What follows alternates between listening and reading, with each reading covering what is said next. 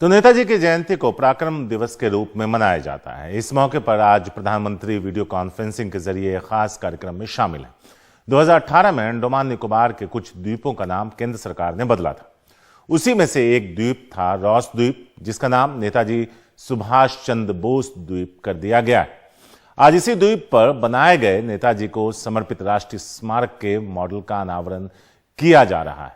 इस कार्यक्रम में अंडमान निकोबार के 21 सबसे बड़े अनाम द्वीपों का नाम परमवीर चक्र पुरस्कार विजेताओं के नाम पर रखा जा रहा है।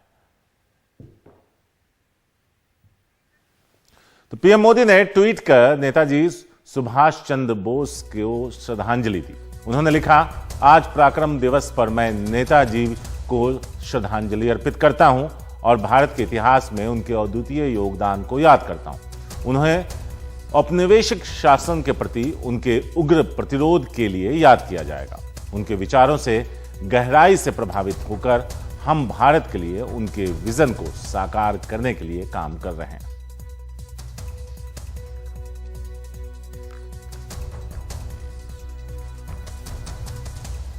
तो यहां वो तस्वीर जिसमें प्रधानमंत्री खुद मौजूद हैं। जैसा हम आपको बता रहे थे कि जो रॉस द्वीप है उसका नाम बदलकर अब नेताजी सुभाष चंद्र बोस द्वीप किया जाएगा। तो उसी कार्यक्रम में प्रधानमंत्री मौजूद हैं और आज खास वीडियो कॉन्फ्रेंसिंग के जरिए वो इसका अनावरण भी करेंगे। उनका एक स्मारक भी बना है जिसका अनावरण किया जाएगा। 2018 में अंडमान निकोबार के कुछ ऐसे द्वीप थे जिनके नाम केंद्र सरकार ने बदले थे। उसी में से एक द्वीप था रॉस द्वीप, अब वो नेताजी सुभाष चंद्र बोस द्वीप कर दिया गया था। आज इसी द्वीप पर बनाए गए नेताजी को समर्पित राष्ट्रीय स्मारक के मॉडल का अनावरण किया जा रहा है, जिसमें प्रधानमंत्री खुद मौजूद हैं। इस कार्यक्रम में अंडमान निकोबार के 21 सबसे बड़े अनाम द्वीपों का नाम परमवीर चक्र पुरस्कार विजेताओं के नाम पर रखा जा रहा है।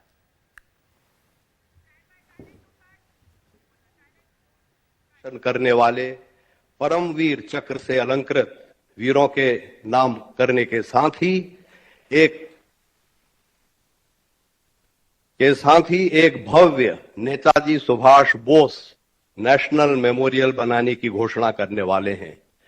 इसके लिए मैं समस्त द्वीपवासियों की तरफ से मैं माननीय प्रधानमंत्री जी का हृदय से आभार व्यक्त करता हूं।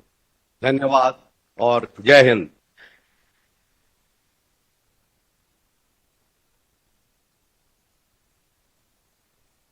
नेताजी सुभाष चंद्र बोस का योगदान अविस्मरणीय है। द्वीपों के इतिहास में सुभाष चंद्र बोस का नाम सदैव स्वर्णाक्षरों में उत्कीर्ण रहेगा। उन्होंने आजाद हिंद फौज के सर्वोच्च सेनापति व स्वतंत्र भारत की प्रोविजनल सरकार के प्रमुख की हैसियत से भारत का पहला तिरंगा सन 1943 में इन द्वीपों में फहराया था और इस प्रकार इन द्वीपों को ब्रिटिश हुकूमत से आजाद होने वाली पहली भारतीय भूमि होने का गौरव प्राप्त हुआ।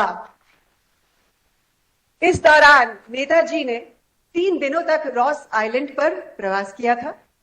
परम आदरणीय प्रधानमंत्री महोदय ने 2018 में इस द्वीप का नाम बदलकर नेताजी सुभाष चंद्र बोस द्वीप रखा। इस द्वीप को एक राष्ट्रीय स्मारक विकसित करने की दिशा में सक्रिय कदम उठाया जा चुका है। मैं माननीय प्रधानमंत्री जी से सादर निवेदन करती हूं कि वे रिमोट का बटन दबाकर इस राष्ट्रीय स्मारक के मॉडल का डिजिटल अनावरण करें। Please sir.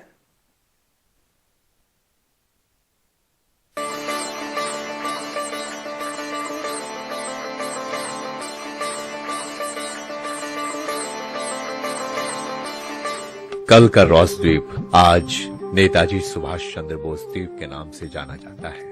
ये द्वीप साक्षी है इतिहास के उन अनकही और अनसुनी घटनाओं का, जहां हमारे देशभक्तों पर अत्याचार और अमानवीय यातनाओं का सिलसिला चला था।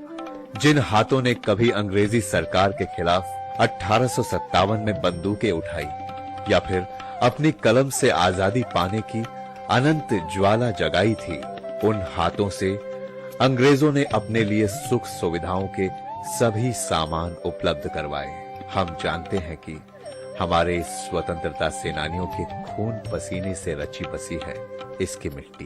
द्वितीय विश्व युद्ध के दौरान जब जापानी सेना ने द्वीपों पर कब्जा किया तो ब्रिटिश मुख्य आयुक्त के आवास पर जापानी गैरिसन कमांडर का कब्जा हो गया। यही वो समय था जब दिसंबर 1943 में इस द्वीप में आगमन हुआ एक ऐसे व्यक्तित्व का जिन्होंने भारतीय स्वतंत्रता संग्राम को एक नई दिशा दिखाकर अपना कुशल नेतृत्व दिया।